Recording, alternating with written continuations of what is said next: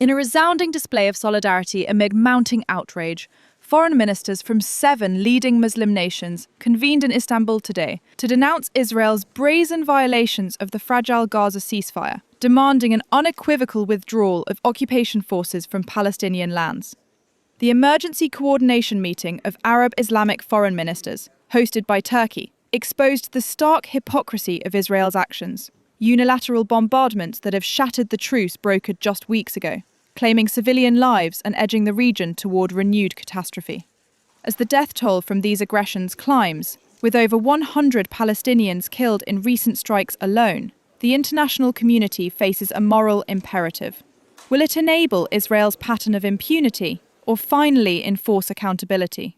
The ceasefire, inked on October 9th between Hamas and Israel as the inaugural phase of US President Donald Trump's ambitious peace initiative, promised prisoner exchanges and a halt to the devastating Israeli onslaught that has ravaged Gaza for 2 grueling years. Pakistan, alongside Turkey, the United Arab Emirates, Indonesia, Qatar, Saudi Arabia and Jordan, the very coalition that collaborated with Trump during UN General Assembly sidelines talks on September 23rd, now stands united in condemnation. These nations, instrumental in forging the agreement, have witnessed Israel's repeated sabotage, airstrikes disguised as responses to fabricated provocations, blockades choking humanitarian aid, and a refusal to vacate even a single inch of occupied territory. Deputy Prime Minister and Foreign Minister Ishaq Dar of Pakistan, speaking for the group, lambasted these flagrant violations as a direct assault on global peace efforts, reaffirming Islamabad's unwavering commitment to a sovereign Palestinian state on pre-1967 borders, with Al-Quds al-Sharif as its eternal capital, in full alignment with United Nations and Organization of Islamic Cooperation, OIC, resolutions.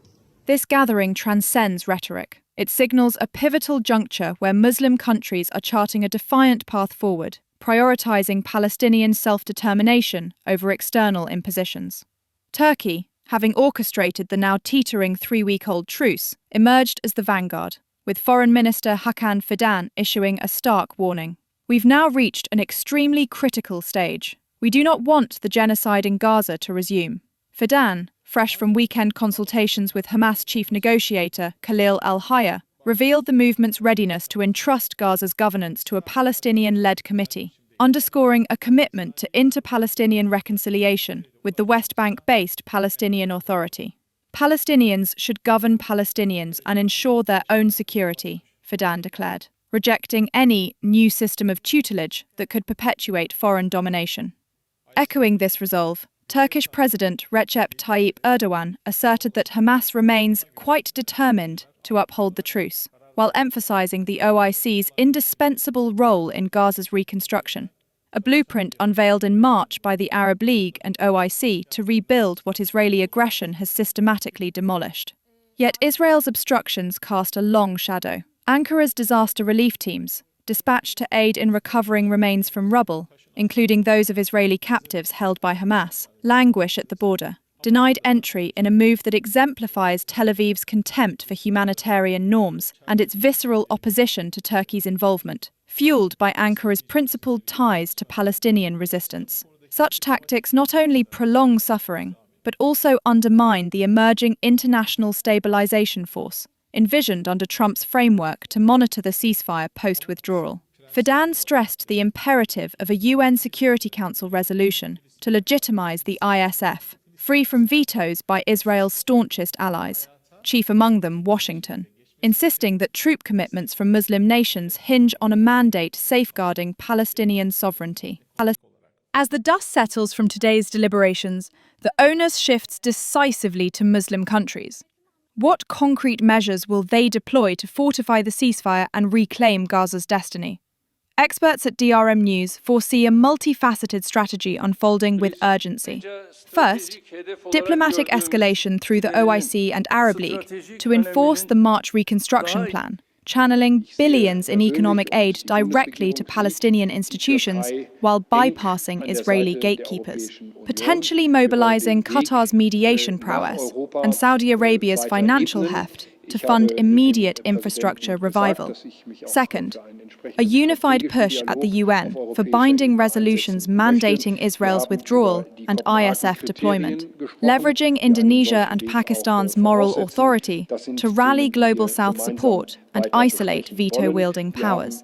Third, bolstering inter-Palestinian unity via Turkey-brokered talks, empowering a unified front to negotiate security and governance without concessions to occupation. Institutionally, these nations could pledge personnel to the ISF under strict UN oversight, ensuring no repeat of past failures. Economically, joint ventures, such as Jordan's border stabilization expertise paired with UAE's tech investments, could seed sustainable development, transforming Gaza from a theatre of war into a beacon of resilience.